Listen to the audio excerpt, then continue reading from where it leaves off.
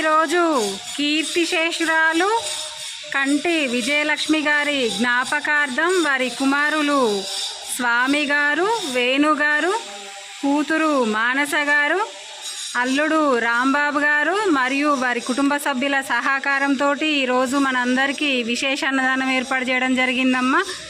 మరి విజయలక్ష్మి గారి ఆత్మ ఏ లోకంలో ఉన్నా వారి ఆత్మకు శాంతి చేకూరాలని అందరూ ఒకసారి 2 చేతులు జోడించి దండం పెట్టుకోండి అమ్మా.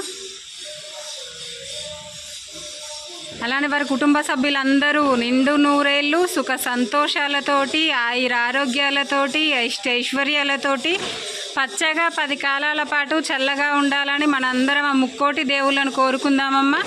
అన్నదాత అన్నదాత అన్నదాత.